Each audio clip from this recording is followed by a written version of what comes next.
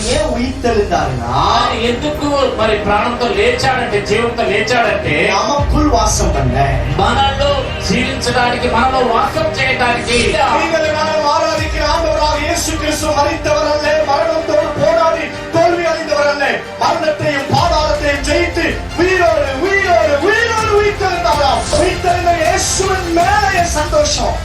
సంతోషం అనేది జీవముతో లేచినటువంటి ఆ దేవుని మీదనే. యేసు வெளிப்படையாக சொன்னார். యేసు క్రీస్తు ప్రత్యక్షంగా చెప్పి ఉంటున్నాడు, மரிப்பேன் ஆனாலும் உயிரோடு கூட எழும்புவேன். నేను మృతుడు అవుతాను, అయితే నేను సదాకాలం జీవంతో ఉంటాను. యేసుவை విశ్వాసిத்தா போதும். మీరు యేసును విశ్వసిస్తేనే చాలు. నిశ్చయముగా అழுగ మీ యొక్క ఏర్పు ஆண்டவர் மாற்றி போடுவார். దేవుడు మార్చి వేస్తాడు. ரகசிய பாவங்களானாலும் கர்த்தர் அருவருக்கிற காரியங்களானாலும் விட்டு பின்மாற்றத்திற்குள்ளாக நிலைத்திருந்தது போதும். இயேசு அன்னையிலே உயிர்த்தெழுந்த இயேசு உனக்காக காத்துக் கொண்டிருக்கிறார். அவர் மீண்டும் உன்னை தூக்கி உன்னை எடுத்து பயன்படுத்த போகிறார். எதை வேண்டுமானாலும் என்னை விட்டு எடுத்துக்கொள்ளும், பட் யூஸ் மீ காட் என்று சொல்ல அப்படிப்பட்ட தேவப்பிள்ளை முன்பாக வா. இந்த சொப்பனங்களை காண்கிறார். You're seeing some dreams. இந்த சொப்பனத்துடைய ரகசியம் புரியுது. இந்த ரெண்டு காரியம் உண்மைதானா?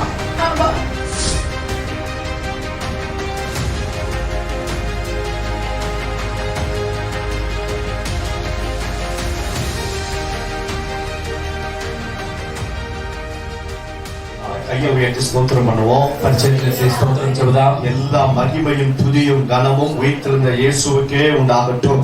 మరి ప్రతి మహిమ ఘనత ప్రభావం ప్రభు అయినటువంటి యేసుక్రీస్తుకే కలుగును గాక. லூக்கா 24 6வது வசனம். లూకా 24వ అధ్యాయము 6వ వచనం. அவர் இங்கே இல்லை, அவர் இங்கே இல்லை, அவர் உயிர்த்தெழுந்தார். அவர் உயிர்த்தெழுந்தார். ఆయన ఇక్కడ లేడు, ఆయన లేచి ఉన్నాడు. ஹல்லேலூயா, హల్లెలూయా. மகதலேனா மரியாள் ஸ்திரீகளும் இயேசுவுக்கு கந்த வர்க்கங்களை செலுத்தும்படியாக வாரத்தின் முதலாம் நாளாம் அதிகாலை நேரத்துல கல்லறை அறைக்குள்ளாக போனார்களாம். మరి ఆ యొక్క మగ్దలేని మరియా సుగంధ ద్రవ్యములు చేతపట్టుకొని ఆ యొక్క వేకుజామున ఆ యొక్క సమాధి దగ్గరికి వెళ్తున్నారు. எத்தனையோ சீஷர்கள் ஆண்கள் இருக்க ஸ்திரீகள் மாத்திரம் புறப்பட்டு போனதாக வேதத்தில் எழுதப்பட்டிருக்கிறது. మరి ఎంతో మంది పురుషులు ఉన్నప్పటికీ కూడా ఆ యొక్క స్త్రీలు మాత్రము ఆ యొక్క సమాధి దగ్గరికి వెళ్తూ ఉండటము దేవుని యొక్క వాక్యంలో చూస్తున్నాము. தேவனுடைய பிள்ளைகளை கர்த்தருடைய வசனத்தை கேளுங்க. இந்த வசனம் தான் உன்னை விடுதலையாக்கும், இந்த வசனம் தான் உன்னை ஆசீர்வதிக்கும், இந்த வசனம் தான் உங்களை நிச்சயமாய் சுகமாக்கும். మరి దేవుని యొక్క జనాంగమా, దేవుని యొక్క వాక్యాన్ని వినండి. ఈ యొక్క వాక్యమే మిమ్మల్ని స్వస్థపరుస్తుంది, ఈ యొక్క వాక్యమే మిమ్మల్ని విడుదల చేస్తుంది. இயேசு அண்டையில வந்து சுகம் பெற்றவர்கள், இயேசுவோடு பேசினவர்கள், இயேசுவினால நன்மை பெற்ற அநேகர் இயேசு மரித்த பிறகோ யாரும் வரவே இல்லை. అయితే యేసు క్రీస్తుతో కూడా ఉన్నటువంటి వారు, యేసు క్రీస్తు ద్వారా మేలు పొందినటువంటి వారు ఎవరు కూడా యేసు క్రీస్తు ఆ యొక్క చనిపోయిన సమయంలో ఎవరు కూడా రాలేదు. ஒரு சில ஸ்திரீகள் மட்டும்தான் வந்தார். మరి కొంతమంది స్త్రీలు మాత్రమే వచ్చి ఉన్నారు. வேதத்தில் எழுதப்பட்டிருக்கு, இயேசு கிறிஸ்துவினாலே மகதலேனா மரியாள் என்கிற ஒரு ஸ்திரீ 7 விதமான பிசாசுகள் இருந்தாராம். அவளை இயேசு விடுதலையாக்கினார். அந்த அம்மா இயேசுவோடு கூட கடைசி வரைக்கும் இருந்தது மட்டுமல்ல, இயேசு மரித்த பிறகும் அந்த கல்லறை அண்டையில గంధ వర్గங்கள் వాసన ద్రవ్యங்களோடு పోయి యేసుவை சந்திக்க போனாளாம். మరి దేవుని యొక్క వాక్యం చెప్తుంది ఈ యొక్క మగ్దలేని మరియ గురించి. ఆ మగ్దలేని మరియ 7 దయ్యములు పట్టినటువంటి ఒక స్త్రీ. అయితే యేసు క్రీస్తుని ఎరిగిన తర్వాత సిలువ దగ్గర ఉండటం మాత్రమే కాదు, కానీ ఆ యొక్క సమాధి దగ్గర కూడా సుగంధ ద్రవ్యాలు తీసుకుని వచ్చినటువంటి ఒక స్త్రీగా మనం చూస్తూ ఉన్నాం. இவர்கள் போகும்போதே ஒருவரோடு ஒருவர் பேசிக் கொண்டிருக்கிறார். అయితే వీరు వెళ్తున్నప్పుడే ఒకరికొకరు మాట్లాడుకుంటున్నారు. 16:3-4 వచనத்தில் వాసిக்கும் பொழுது வேதத்தில் இப்படியா எழுதப்பட்டிருக்கிறது. మార్కు సువార్త 16:3-4 వచనాలు ఈ రీతిగా వ్రాయబడి ఉంటున్నవి. ஐயோ, இயேசுவின் கல்லறையிலே பெரிய கல் வைக்கப்பட்டிருக்குமே, அதை யார் நமக்காக புரட்டி தள்ளுவார்கள் என்பதாக பேசிக் கொண்டார்களாம். మరి ఆ యొక్క సమాధి దగ్గర పెద్ద రాయి ఉంటుంది కదా, ఆ రాతిని ఎవరు దొర్లిస్తారని చెప్పి వారు మాట్లాడుకుంటున్నారు. வேதத்தில் எழுதப்பட்டிருக்கு, அவர் இங்கே இல்லை, அவர் உயிர்த்தெழுந்தார். అయితే దేవుని వాక్యంలో వ్రాయబడి ఉన్నది, ఆయన ఇక్కడ లేడు, ఆయన లేచి ఉన్నాడు. புரட்டப்பட்ட பெரிய கல்லுக்குள்ளாகவோ அல்லது கல்லறைக்குள்ளாகவோ இயேசு அங்கே இல்லை, அவர் உயிர்த்தெழுந்தாரா. అయితే పొరలింపబడినటువంటి ఆ యొక్క బండలోనో ఆ యొక్క సమాధిలోనో ఆయన లేడు, కానీ ఆయన పునరుద్ధరుడై ఉంటున్నాడు. హల్లెలూయా, హల్లెలూయా, హల్లెలూయా, హల్లెలూయా. நீங்கள் நானும் ஆராதிக்கிற ஆண்டவராக இயேசு கிறிஸ்து மரித்தவர் அல்ல, மரணத்தோடு போராடி தோல்வி அடைந்தவர் அல்ல, மரணத்தையும் பாதாளத்தையும் ஜெயித்து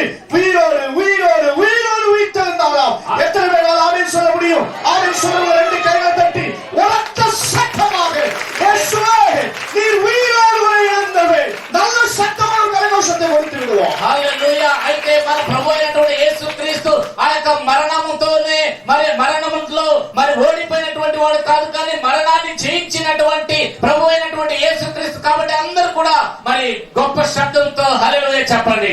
எத்தனையோ ஆர்கியாலஜிஸ்ட், எத்தனையோ சயின்டிஸ்ட், எத்தனையோ ஞானவான்கள் இதுவரைக்கும் ஆராய்ச்சி செய்தும் விளங்கிக் கொள்ள முடியாத ஒரு காரியம் உண்டானா எப்படி ஐயா? எல்லா கல்லறைகளிலும் எலும்புகளும் நாச்சம் எடுக்கிற பிணங்கள் இருக்கும் பொழுது இயேசுனுடைய கல்லறை மட்டும் எப்படி காலியாக இருக்கிறது என்பது ஒருவனாலையும் விளங்கிக் கொள்ள முடியல. காரணம் என்ன தெரியுமா? அவர் அங்கு இல்லை, அவர் வைத்திருந்தாரா. అయితే ఆ యొక్క జ్ఞానవంతులు కానివ్వండి, సైంటిస్టులు కానివ్వండి, ఇంతవరకు కూడా అర్థం చేసుకోలేనటువంటి ఒక పరిస్థితి ఏంటంటే, అయితే ఒక సమాధి అంటే అక్కడ ఎముకలు మరి కుళ్ళిపోయినటువంటి పరిస్థితిలో ఉంటాయి. కానీ అయితే ఇక్కడ ఖాళీ సమాధి ఉంటుంది. అది ఎలాగ సాధ్యమని చెప్పి అనేక మంది ఆలోచిస్తూ ఉన్నారు. நல்ல கவனிங்க, சரித்திரத்தையே புரட்டி போட்டா. అయితే ఈ యొక్క చరిత్రాన్ని తిరగరాసినటువంటి వాడు அநேக தெய்வங்கள் என்று சொல்லுகிறவர்கள் இன்றைக்கும் மரித்தோர்கள் ஒருவராக எண்ணப்படுகிறார்கள். இயேசுவோ உயிர்த்தெழுந்தார். అయితే అనేక మంది దేవుళ్ళని చెప్పబడినటువంటి వారు ఈ యొక్క సభలో చూసినట్లయితే మరణించినటువంటి వారుగా ఉంటున్నారు. కానీ ప్రభు అయినటువంటి యేసు క్రీస్తు అయితే ఆయన జీవంతో ఉన్నటువంటి దేవుడు. ஒருவராலையும் விளங்கிக் கொள்ள முடியும். ఎవరి వలన అది గ్రహించడానికి వీలు పట్టం లేదు. இயேசு உண்டா இல்லையா, இயேசு தெய்வமா இல்லையா என்பதற்கு மிகப்பெரிய சான்று ஆதாரம் எதுன்னா அவர் வைத்த கல்லறை. అయితే యేసు క్రీస్తు నిజముగా ఉన్నాడా, ఆయన జీవముగా ఉన్నాడా అని అంటే దానికి ఒకే ఒక ఆధారం ఏంటంటే ఖాళీగా ఉన్నటువంటి సమాధి మాత్రమే.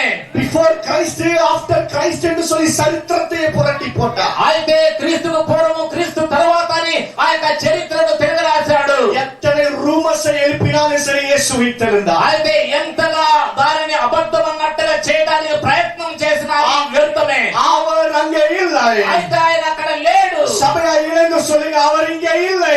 ఆయన అక్కడ లేడు. அவர் உயிர்த்தெழுந்தார். ఆయన లేచినటువంటి அவர் உயிர்த்தெழுந்தார். ఆయన లేచినటువంటి వాడు. ஒரு மனுஷன் மிஷனரி கிட்ட கேட்டாராம். ఒక మనుషుడు మిషనరీ దగ్గర అడిగాడట, ஏய், நீ இயேசுக்காக ஏன் இப்படி கத்துற அப்படின்னு கேட்டாராம். మరి యేసు కోసం ఎందుకు ఇంతగానో అరిచి చెప్తున్నావు? அவர் சொன்னாராம், అయితే అతను చెప్పాడట, என் சரீரத்தில் இருக்கிற எல்லா அவயத்தினுடைய பலனும் எல்லா சாரமும் இயேசுக்காக நான் செலவிட விரும்புகிறேன். ஏன்னா நான் செத்தேன்னா என் குரலையும் சரீரத்தையும் பூச்சி சாப்பிடும்.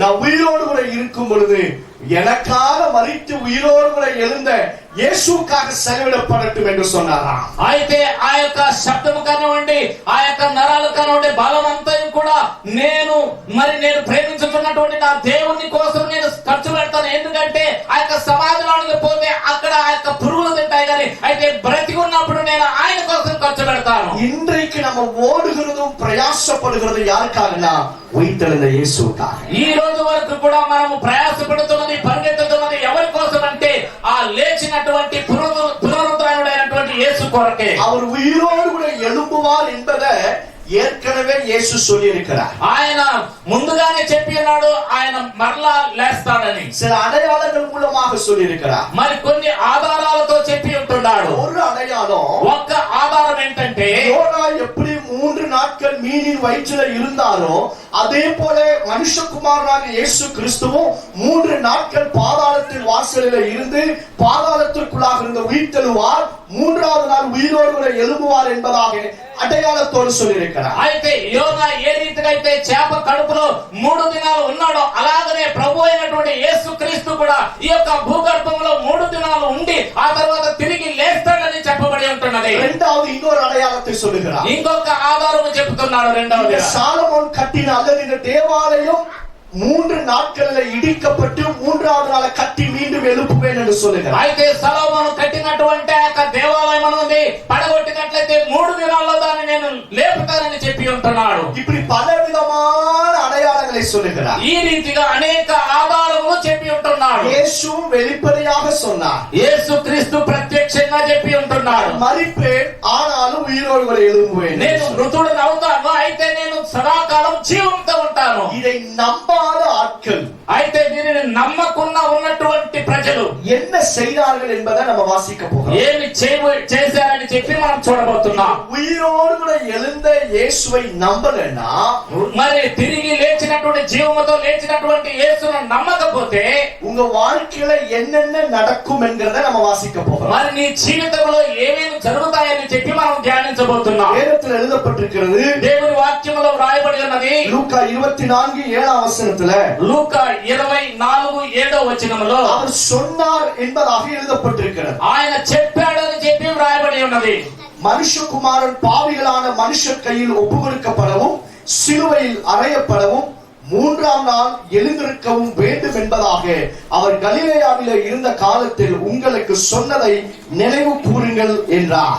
అయితే అక్కడ మనం చూసినట్లయితే 24:7 మనం చూసినట్లయితే ప్రియమైనటువంటి వారరా, మనుష్య కుమారుడు పాపిష్ఠులైన మనుష్యుల చేతికి అప్పగింపబడి సిలువ వేయబడి 3వ దినమందు లేవవలసి ఉన్నదని ఆయన మీతో చెప్పిన మాట జ్ఞాపకం చేసుకుని వారితో అనేది. ஆனா இவங்க அதை மறந்துட்டாங்க. అయితే వీరు దానిని మరిచిపోయారు, నమ్మలేదు.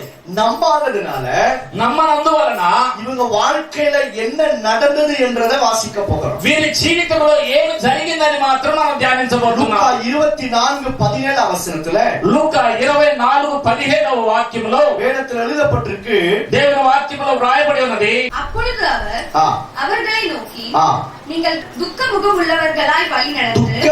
உள்ளவர்களாய் வழி நடந்து ஒருவருக்கொருவர் சொல்லிக் கொள்ளுகிற காரியங்கள் என்னவென்று கேட்டார். ఆయన మీరు నడుచుచు ఒకరితో ఒకరు చెప్పుకొనుచున్న ఈ మాట లేమని అడుగగా వారు దుఃఖముఖులై నిలిచిరి.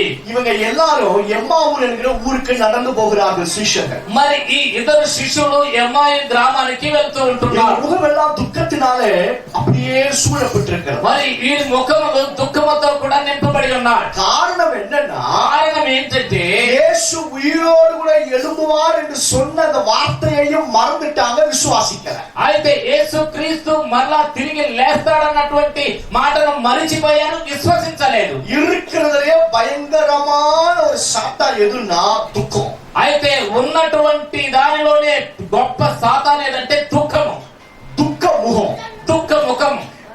வேதத்துல దేవుని వాక్యములో ஒரு அம்மா துக்க முகத்தோடு தேவாலயத்துக்குள்ளாக போனாங்களா, ఒక స్త్రీ దుఃఖ ముఖముతో కూడా దేవాలయంలోనికి వెళ్ళిందట. ஜெபித்த பிறகு அதுக்கு பிறகு அந்த அம்மா துக்க முகமா இருக்கவே இல்லை. అయితే ప్రార్థించిన తరువాత ఆవిడ దుఃఖ ముఖముతో లేదు. இயேசுவோடு இந்த சீஷர்கள் 3.5 ஆண்டுகள் இருந்திருக்கிறார். యేసుతో కూడా 3.5 సంవత్సరం ఈ శిష్యులు ఉన్నారు. அப்பத்தையும் மீனையும் புசித்திருக்கிறார். ఆ యొక్క రొట్టెను ఆ యొక్క చేపలను బాగా భుజించారు. அற்புத அடையாளங்கள் எல்லாம் பார்த்திருக்கிறாங்க. అద్భుత కార్యాలు, ఆశ్చర్య కార్యాలు అన్ని కూడా చూశారు. ஆனாலும் இயேசு கிறிஸ்து மீண்டுமாய் உயிர்த்தெழுவார் என்கிற நம்பிக்கையே இல்லாம இன்னும் துக்கமுகமாக இருக்கிறார். అయితే యేసుక్రీస్తు మరలా తిరిగి లేస్తాడు అన్నటువంటి ఆ మాటను నమ్మకుండా దుఃఖముఖముతో ఉంటున్నారు.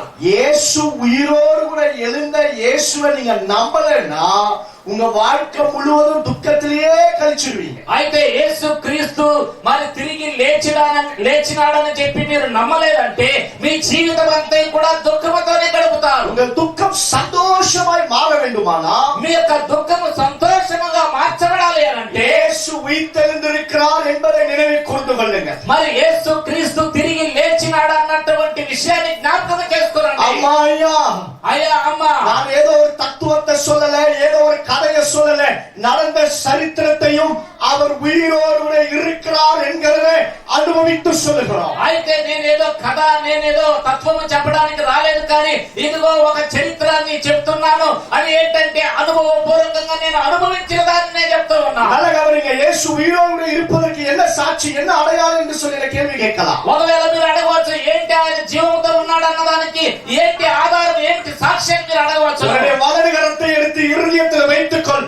இன்றைக்கு இந்த படிக்கட்டை நீ இறங்குவதற்குள்ளாக உயிரோடு எழுந்த இயேசு உன்னோடு பேசாமல் இருப்பது இல்லையா? అయితే నీ యొక్క కుడి చేతిని ఆ యొక్క గుండె దగ్గర పెట్టుకో. మరి ఈ యొక్క బిల్డింగ్ నుండి క్రిందికి వెళ్ళిపోయే లోపల నా దేవుడు నీతో కూడా కార్యం చేయకపోతే అప్పుడు అడగాలి. இந்த கூட்டத்துல ஏதோ ஒரு காரியத்தை கர்த்தர் உன் இருதயத்தோடு பேசியிருப்பார். అయితే ఏదో ఒక కార్యాన్ని బట్టి నీ హృదయంలో ఆయన మాట్లాడి ఉంటున్నాడు. அவர் உயிர்த்தெழுந்திருக்கிறார் என்பதனால தான் இன்றைக்கும் அவர்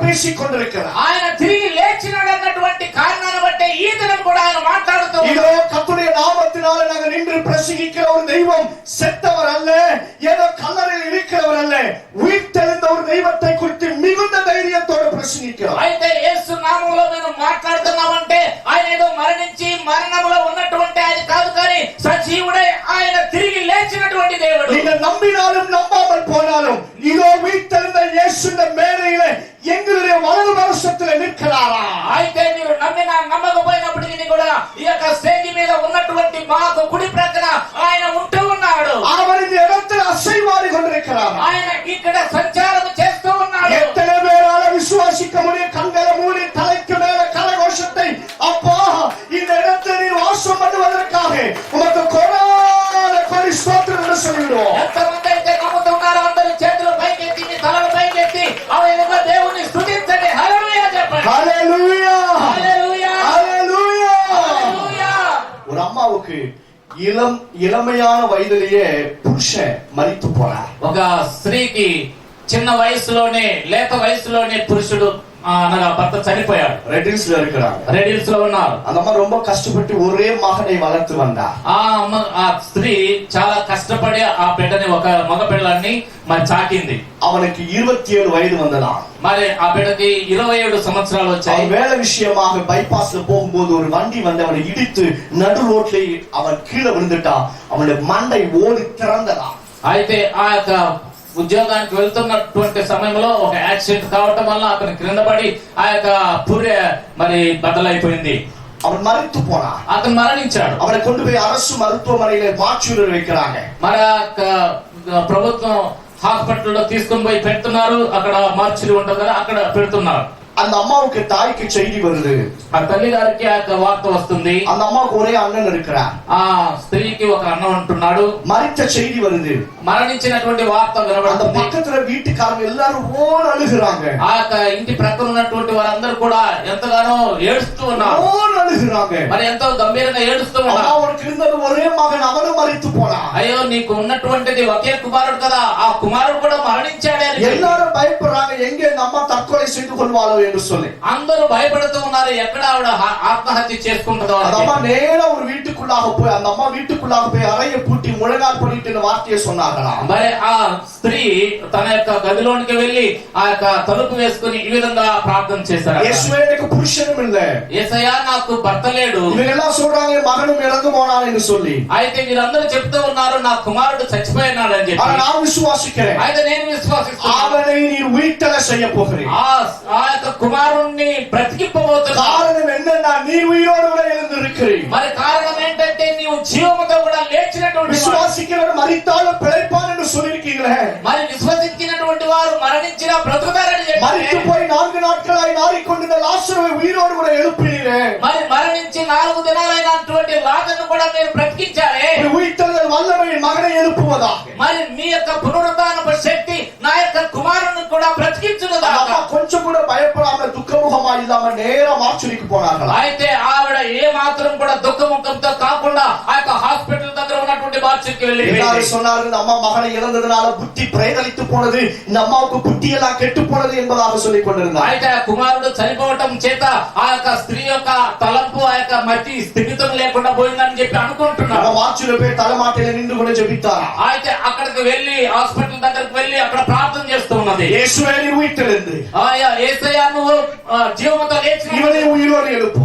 ఇతన్ని కూడా బ్రతికించు. இயேசுவே நீ உயிர்த்தெழுந்திருக்கிறீர். నీవు తిరిగి లేచినటువంటి இவனை உயிரோடு கூட எழுப்பு. ఇతన్ని కూడా బ్రతికించు. அந்த అమ్மா ஜெபித்து அழுது கொண்டிருந்தார்களா. ఆవిడ ప్రార్థన చేస్తూ ఏడుస్తూ ఉన్నదట. எல்லாரும் சொல்றாங்க அந்த அம்மாவை தொந்தரப்படுத்தாத என்று சொன்னார். అయితే అందరూ కూడా చెప్పారంట ఆవిడ్ని ఏ మాత్రం ఇబ్బంది పెట్టకండి, తొందర చేయకండి అని చెప్పారు. அப்படி ஜெபித்துக் கொண்டிருக்கும் போது மரித்து போயிருந்த மகனுடைய அந்த பெரு விரல் எல்லாம் ஆட ஆரம்பித்ததா. అయితే మరణించినటువంటి ఆ యొక్క కుమారుని యొక్క వ్రేళ్లు కదలటం ప్రారంభించాయంట. ఆవిడ ప్రార్థన చేశారు. ஒரு சத்தம் போட்டார். ఓ అని శబ్దం చేశాడు. இவனுக்குள் உயிர் வந்தது என்று சொன்னார்களா. అయితే ఇతనిలోనికి మరి ఆ యొక్క జీవం వచ్చిందని చెప్పారు. டாக்டர்ஸ் ஓடி வந்து அவர் கண்ணுல ஒரு ஆபரேஷன் பண்ணி இன்றைக்கு உயிரோடு இருக்கிறார் 2 பிள்ளைகளா. అయితే ఇప్పటికీ కూడా బ్రతికి ఉన్నాడు. అతనికి 2 పిల్లలు. హల్లెలూయా, హల్లెలూయా. ఇదే మనం ప్రసంగిக்கிற ఆందవరాగు యేసు క్రీస్తు ఉయిర్తెழுந்திருக்கிறார். అయితే మేము ప్రసంగిస్తున్నటువంటి యేసుక్రీస్తు ఆయన బ్రతికినటువంటి దేవుడు, జీవముతో లేచినటువంటి அவர் దేవుడు. జీవిக்கிறார். ఆయన జీవిస్తూ ఉన్నాడు. நாட்கள் பட்டணத்துல நான் ஊழியத்துக்காக போயிருந்தேன். అయితే కొన్ని దినాల ముందు ఒక పట్టణానికి నేను సేవ కోసమై వెళ్ళి ఉన్నా. அந்த தாயின் தகப்பன் ஒரு மகன் 6 வயது மகனை கொண்டு வந்து ரொம்ப துக்கமுகமாக வந்தார். మరి 6 సంవత్సరాల బిడ్డను తీసుకొని వచ్చి చాలా దుఃఖముగా ఉన్నది. கேட்ட ஏன் இவ்வளவு சோகமா, ஏன் இவ்வளவு துக்கமுகமா இருக்கிறீங்க, ఎందుకు ఇంత దుఃఖంగా నువ్వు ఉంటున్నావని అడిగాను. அவங்க சொன்னாங்க, చెప్పింది, உங்களை பற்றி நான் கேள்விப்பட்டிருக்கிறோம், ఆ సహోదరుడా నీ గురించి మేము విని ఉంటున్నాం, can you please pray for my kid அப்படினாங்க. అయితే నా కుమారుని కోసం నువ్వు ప్రార్థన చేస్తావా అని అడిగారు. ரொம்ப దూరத்துல இருந்து வந்திருக்கிறோம், మేము చాలా దూరం నుంచి వచ్చి ఉన్నాం. நாங்க ஜெபம் பண்ண ஆரம்பிச்சோம். అయితే మేము ప్రార్థన చేయడానికి ప్రారంభించాం. மற்ற బైబిల్ కాలేజ్ పీపుల్ எல்லாம் இருந்தாங்க. మరి నాతో కూడా బైబిల్ కాలేజ్ లో ఉన్నటువంటి సహోదరులు కూడా ఉన్నారు. 6 వయது పையன், 6 సంవత్సరాల కుమారుడు ஒரு பெரிய ஆண்மகன் பேசுறதை போல பேசுகிறான். ఒక పెద్ద వ్యక్తి, పెద్ద మనిషి మాట్లాడుతున్నట్టుగా మాట్లాడతాడు. அவன் குரல் எல்லாம் மாற ஆரம்பித்தது, అతని యొక్క స్వరం అంతా మారిపోతూ ఉంటుంది. బాడీ లాంగ్వేజ్ எல்லாம் மாற ஆரம்பித்தது, అతని యొక్క శరీర కదలికలో ఆ యొక్క మరి చేస్తున్నటువంటి కార్యాలు చాలా మార్పు వచ్చాయి. அவனுக்குள்ள இருந்து ஒரு பிசாசு எழும்பி வந்து சொல்லுகிறான், అతనిలో నుండి ఒక సాతానుడు బయటకు వచ్చి చెప్తున్నాడు, நான் வரல, నేను రాలేదు, இவர்கள் தான் என்னை வரவழைத்தார்கள் என்று మీరే నన్ను రప్పించారని చెప్తుంది. அந்த சின்ன பையனுக்குள்ள அந்த பிசாசு எப்படி வந்தானா, ఆ చిన్న బిడ్డలో ఆ సాతానుడు ఏ విధంగా వచ్చాడట, அவன் நிறைய థ్రిల్లర్ మూవీஸும் பேய் படத்தை எல்லாம் போன்ல டிவில பார்த்து கொண்டிருப்பான். అయితే ఆ యొక్క చిన్న బిడ్డ ఆ యొక్క చాలా మరి సాతాను సంబంధమైనటువంటి సినిమాలు ఆ యొక్క టీవీలో చూస్తాడు, ఫోన్ లో కూడా చూస్తాడట. நான் உண்மை சொல்றேன், నేను నిజం చెప్తున్నా, உண்மை சொல்றேன், నేను నిజం చెప్తున్నా. அந்த பிசாசே வந்து எழும்பி வந்து சொல்லுது, ఆ సాతానే లేచి చెప్తూ ఉంది, நான் போகணும் தான் நினைக்கிறேன், నేను పోవాలని అనుకుంటున్నా. ஆனா இவர்கள் திரும்ப திரும்ப பாக்குறாங்க. అయితే వీరు మరలా చూస్తూ ఉన్నారు. அந்த பேய் படம் థ్రిల్లర్ மூவிஸ் இவங்கெல்லாம் பாக்குறதுனால இவர்களை விட்டு என்னால போக முடியாம இவனுக்குள்ளாகவே குடியிருக்கிறேன். అయితే ఈ థ్రిల్లింగ్ గా ఉన్నటువంటి ఈ యొక్క ఆ సినిమాలు చూడటం వల్ల నేను ఇక్కడే ఉండాల్సి వస్తుంది. అమావాస్య పౌర్ణమి இந்த நாட்கள் எல்லாம் அவருடைய செய்கை எல்லாம் மாற ஆரம்பிக்குமா. ఈ యొక్క అమావాస్య పౌర్ణమి అనే సమయాల్లో తన యొక్క పరిస్థితులే మారిపోతూ ఉంటాయి. వాయిస్ మార ఆరంభిக்கும், అతని యొక్క స్వరం మారుతుందంట. அதனால அவங்க எல்லாரும் துக்கமுகமா இருந்தாங்க. అందువలన వారంతా దుఃఖముఖముతో ఉంటున్నారు. இயேசுவின் நாமத்தை சொன்ன பிறகு, యేసు నామము చెప్పిన వెంటనే பிசாசு அவனை அளவெளித்து ஓடிடுச்சு. అతన్ని విడిపించి మరి కొంత ఇబ్బంది పెట్టి వెళ్ళిపోయింది. அதுக்கப்புறம் அவன் கையில இந்த போனையும் டிவியும் எல்லாத்தையும் கட் பண்ணியாச்சு. అయితే ఆ బిడ్డ దగ్గర ఆ ఫోన్ గాని ఉండి టీవీ గాని మొత్తాన్ని కూడా విడిపించడం జరిగింది. ఉయిర్తెழுந்த యేసుவை நீங்க நம்பலன்னா, మరి తిరిగి లేచినటువంటి జీవముతో లేచినటువంటి యేసు నమ్మలేదంటే எல்லா வச்சுட்டு நீங்க துக்கமுகமா தான் இருப்பீங்க. అన్నిటికీ మీరు దుఃఖముఖంతోనే ఉంటారు. பக்கத்து கால பார்த்து சொல்லுங்களேன், పక్కన ఉన్నటువంటి వారితో చెప్పండి, உங்க துக்கம் சந்தோஷமாய் மாறுன்னு మీ சொல்லுங்க. దుఃఖం సంతోషంగా మారుతుందని உங்க చెప్పండి. துக்கம் சந்தோஷமாய் மாறும். మీ దుఃఖం సంతోషంగా మారును. அதை விட துக்கமா சொன்னாதீங்க, అది சந்தோஷமா కూడా சொல்லுங்க. దుఃఖంతో చెప్పొద్దండి, సంతోషంగా చెప్పండి. உங்க துக்கம் சந்தோஷமாய் மாறுன்னு మీ சொல்லுங்க. దుఃఖము సంతోషంగా మారును. எதுவாக இருந்தாலும் சரி, ఏమైనప్పటికీ కూడా, எதுவா இருந்தாலும் சரி, ఏది ఉన్నప్పటికీ కూడా கர்த்தர் நம்மோடு கூட இருக்கிறார். దేవుడు మనతో కూడా ఉన్నాడు. இந்த வேளச்சேரியில காமாட்சி ஹாஸ்பிட்டல் ஒரு ஹாஸ்பிட்டல் இருக்கு. వేలచేరులో కామాక్షి హాస్పిటల్ అని ఒక హాస్పిటల్ ఉన్నది. பாஸ்டருடைய மாமியாரை பாக்குறதுக்காக போயிருந்தேன். ఒక పాస్టర్ గారి యొక్క మామగారిని చూడటానికి వెళ్ళారు. மாமியார் అత్తగారిని చూడటానికి వెళ్ళారు. அங்க போன போது அந்த அம்மா ஜீசஸ் கால்ஸ்ல ஊழியம் பண்றாங்க. మరి అక్కడికి వెళ్ళినప్పుడు ఆవిడ ఏంటంటే జీసస్ కాల్స్ లో మరి పని చేస్తున్నారు. அந்த ஆண்டி இந்த ஆவடியில தான் இருந்தாங்க. ఆ ఆంటీ గారి యొక్క ఆవిడలోనే ఉన్నారు. நான் போகும்போது அவங்க முகத்துல அவ்வளவு பிரகாசம், சந்தோஷம். అయితే నేను వెళ్ళినప్పుడు చాలా ప్రకాశం ఆమె యొక్క ముఖంలో. அந்த அம்மாவுக்கு ஸ்பைனல் கார்ட்ல ஸ்ப்ரெட் ஆயிருக்கு, கேன்சர் ஃபுல்லா. ఆ యొక్క స్పైనల్ అంటే యొక్క వెన్నుముకలో ఈ యొక్క క్యాన్సర్ అంతా కూడా వ్యాపించింది. அந்த అమ్మ మరిక పోறாங்க. ఆవిడ మరణించబోతుంది. நான் போய் பார்க்கற அவ்வளவு சந்தோஷம். నేను వెళ్ళి చూస్తున్నాడా ఆమె అంత సంతోషంగా ఉంది. அந்த அம்மா கூட மத்த பேஷண்ட்ஸ் எல்லாம் நல்லா பேசுறாங்க, வந்து ஜெபம் பண்ணிக்கறாங்க. అయితే ఆ అమ్మగారితో అనేక మంది పేషెంట్స్ కూడా వచ్చి ప్రార్థన చేయించుకుంటున్నారు, అందరూ బాగానే ఉంటున్నారు. ஆண்டி எனக்கு சொன்னாங்க, ఆ ఆంటీ చెప్పింది నాతో, நான் இங்க 5 ஆத்மாவை ஆதாயம் பண்ணிட்டேன். ఏదో తమ్ముడు నేను 5 ఆత్మల్ని నేను సంపాదించానని చెప్తుంది. நான் வந்த உடனே அந்த அம்மாவுக்கு சந்தோஷம். నేను వచ్చిన వెంటనే ఆమెకి సంతోషం. வாங்க வாங்க வாங்க, ஊழியக்கார பையன், ஊழியக்கார பிள்ளை, வாங்க வாங்க ஜெபம் பண்ணிக்கோங்க அப்படின்றாங்க. మరి అయ్యో దేవుని సేవకుడు మరి రండి ప్రార్థన చేయించుకోండి అని చెప్తుంది. எல்லாரும் வந்து ஜெபம் பண்ணிக்கிறாங்க. అందరూ వచ్చి ప్రార్థన చేయించుకుంటున్నారు. ஒரு அம்மா கேட்டாங்க, அந்த இடத்துல అక్కడ ఒక అమ్మగారు అడిగారు, அம்மா நீங்களே பலவீனமா இருக்கீங்க, நீங்களே சாக போறீங்க அப்படின்னு எல்லாரும் சொல்றாங்க, எப்படிமா உங்களுக்குள்ள இவ்வளவு சந்தோஷம்? అయితే మీరే ఆరోగ్యం బాగలేకుండా ఉన్నారు, మీరు చనిపోబోతున్నారని కూడా చెప్తూ ఉన్నారే, ఎలాగ ఇంత సంతోషంగా మీరు ఉండగలుగుతున్నారు? ஆண்டி சொன்னாங்க. అప్పుడు ఆంటీ చెప్పింది, ఏం బిడా, கொஞ்ச நாள் தான் இந்த வாழ்க்கை, కొంచెం కాలమే ఈ యొక్క జీవితం. நான் மரித்தனா இயேசுவோடு கூட இருக்க போறேன் నెక్స్ట్ సెకండ్ இருந்து. నేను మరణించినట్లయితే నెక్స్ట్ ఆ యొక్క సెకండ్ లో నేను దేవునితో కూడా ఉండబోతాను. அதனால எனக்கு துக்கமே கிடையாது. కాబట్టి నాకు దుఃఖం లేదు. நான் ஏன் இயேசுவோடு கூட இருக்க போறேன்னா, నేను ఎందుకు యేసుతో కూడా ఉండబోతానంటే, எனக்கு முன்னாடியே அவர் உயிரோடு கூட எழுந்திருக்கிறார். నాకు ముందుగానే ఆయన జీవముతో లేచి ఉన్నాడు. హల్లెలూయా, హల్లెలూయా, హల్లెలూయా, హల్లెలూయా. என்ன இருந்தாலும் என்ன இல்லாம போனாலும், யார் கூட வந்தாலும் கூட இல்லாம போனாலும், நஷ்டம் வந்தாலும் லாபம் வந்தாலும், உடுத்தினாலும் உடுத்தாம போனாலும், சாப்பிட்டாலும் சாப்பிடாம போனாலும், கிறிஸ்தவனுக்கு இருக்கிற ஒரு பெரிய ஆசீர்வாதம் என்ன தெரியுமா? எப்போதும் சந்தோஷமா இருங்கள். மறுபடியும் சொல்லுகிறேன், எப்போதும் சந்தோஷமா இருங்கள். అయితే ఏమి తిన్నాను, ఏమి తినకపోయినాను, ఏమి ఉన్నాను, ఏమి లేకపోయినాడు, ఏమి ధరించినా ధరించకపోయినాను, ఏ పరిస్థితిలో అయినప్పటికీ కూడా దేవుని వాక్యం చెప్తుంది, ఆనందించుడి. మరలా చెప్తున్నాను, మీరు ఆనందించుడి అని చెప్పే మాటే. ఏ సంతోషం మనిషి మేల, పడతి మేల, పదవి మేల இல்ல. అయితే నా యొక్క సంతోషం అనేది మనుషుల మీద, ఆ యొక్క పదవి మీద, డబ్బు మీద లేదు. ఉయితెழுந்த యేసుவின் மேல என் சந்தோஷம். నా యొక్క సంతోషం అనేది జీవముతో లేచినటువంటి ఆ దేవుని మీదనే. அதனால ఆ దానిని బట్టి சந்தோஷமா இருங்க, సంతోషముగా ఉండండి. பக்கத்துல பார்த்து சொல்லுங்க, இயேசு உயிர்த்தெழுந்தா, యేసు క్రీస్తు తిరిగి లేచాడు, சந்தோஷமா இருங்க, మీరు సంతోషంగా ఉండండి. హల్లెలూయా, హల్లెలూయా. இவங்க இத தெரியாம துக்கமா இருக்காங்க. అయితే వీళ్ళు దీనిని తెలుసుకోక దుఃఖంగా ఉంటున్నారు. ரெண்டாவது என்ன நடந்தது பாருங்க. రెండవది ఏం జరిగిందో చూడండి. யோவான் 20 యోహాను సువార్త 20వ అధ్యాయము 13 14 13 14. அவளை நோக்கி, ஸ்திரீயே, ஏன் அழுகிறாய் என்றார்கள். அதற்கு அவள், என் ஆண்டவரை எடுத்துக்கொண்டு போய்விட்டார்கள், அவரை வைத்த இடம் எனக்கு தெரியவில்லை என்றாள். இவைகளை சொல்லி பின்னாக திரும்பி இயேசு நிற்கிறதை கண்டாள். ஆனாலும் அவரை இயேசு என்று அறியாதிருந்தாள்.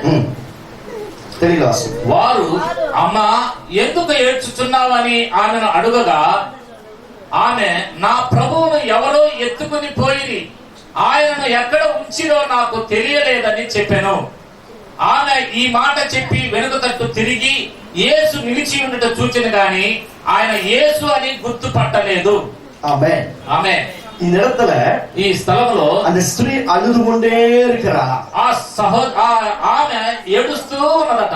ஏன் அழுகிறான்னா, ఎందుకు ఏడుస్తూ ఉందంటే, கல்லறைக்குள்ளாக இருந்த மரித்த இயேசுவை தேடினால் இயேசுடைய சரீரம் அந்த இடத்துல இல்லை. ఆ సమాధిలో ఉన్నటువంటి యేసు క్రీస్తు యొక్క శరీరమును వెతికితే అక్కడ యేసు క్రీస్తు శరీరం లేదట. நம்ம என்ன நினைக்கிறோம்னா, మనం ఏమనుకుంటున్నామంటే, இயேசு சிலுவைக்குள்ள இருக்கிறாரு, యేసు క్రీస్తు ఆ సిలువలో ఉన్నాడు, இயேசு கிறிஸ்து ஏதோ ஒரு குள்ள இருக்கிறாருன்னு நினைக்கிறோம். మరి యేసు క్రీస్తు దేనిలోనే ఒక దాంట్లో ఉన్నాడు అని అనుకుంటున్నాం. இயேசு சொல்றாரு, అయితే యేసయ్య చెప్తున్నాడు, நான் உனக்குள் இருக்க விரும்புறேன், నేను నీలో ఉండాలని ఆశపడుతున్నానని చెప్తున్నాడు. హల్లెలూయా, హల్లెలూయా. அவர் ஏன் உயிர்த்தெழுந்தாருன்னா, ఆయన ఎందుకు మరి ప్రాణంతో లేచాడంటే, జీవంతో లేచాడంటే, நமக்குள் வாசம் பண்ண, మనలో జీవించడానికి, మనలో వాసం చేయడానికి. இந்த అమ్மா அந்த ரகசியம், அந்த இது தெரியாம அழுது கொண்டிருக்கிறார். అయితే ఆ రహస్యము, ఆ యొక్క కార్యము తెలియక ఆ అమ్మగారు ఏడుస్తూ ఉన్నారు. நீங்க பாருங்க, வேதத்துல யாரெல்லாம் அழுதாங்களோ, ఎవరంతా ఏడ్చారో దేవుని వాక్యంలో, அவர்கள் எல்லாரையும் பார்த்து கர்த்தர் சொன்ன ஒரு காரியம் என்ன அப்படின்னா, అయాదే என்று சொன்னார். మరి వారందరిని చూసి దేవుడు చెప్పే మాట ఏంటంటే, ఏడవద్దని చెప్తున్నారు. అయాదే என்று சொன்னார். మరి ఏడవద్దని చెప్తున్నారు. அழு என்று சொன்னாரா? ఏడు అని చెప్పాడా? అయాదే. ఏడవద్దు. అమ్మ అழுகிறதுடைய ரீசன் என்ன அப்படின்னா, ఈ అమ్మగారు ఏడవటానికి గల కారణం ఏంటంటే, యేసుடைய శరీరం కారణం, ఆ యేసు క్రీస్తు యొక్క శరీరం లేదు, அதனால அழுகுதா. దాన్ని బట్టి ఏడుస్తూ ఉన్నది. அந்த இயேசு கிறிஸ்து உயிரோடு கூட எழுந்திருப்பார் என்கிற ரகசியத்தை அந்த அம்மா புரிந்து கொண்டு தெரிந்து வைத்திருப்பாளானா అలురుకవే మాట సంతోషం అடைந்திருப்பா. అయితే యేసుక్రీస్తు తిరిగి లేచి ఉంటాడు అని చెప్పి ఆ రహస్యాన్ని గాని తెలుసుకుని ఉన్నట్లయితే ఆమె ఏడ్చేది కాదు, కానీ ఆమె సంతోషపడి ఉంటుంది. நல்ல கவனிங்க, బాగా గమనించండి. ఏదో ఒక కార్యం ఇன்றைக்கு రాత్రి உங்களை అழ வைத்துக் கொண்டிருக்கலாம். ఏదో ఒక కార్యము ఈ రాత్రి మిమ్మల్ని ఏడ్చేటట్టుగా చేస్తూ ఉంది. ఒక ఆమె చెప్పింది నా దగ్గరికి, ஒரு அம்மா சொன்னாங்க என்னோட கூட, இப்படி వీడి వల్లే నేను ఏడు చేసి ఒక్కరోజు సస్తున్నాను బ్రదర్.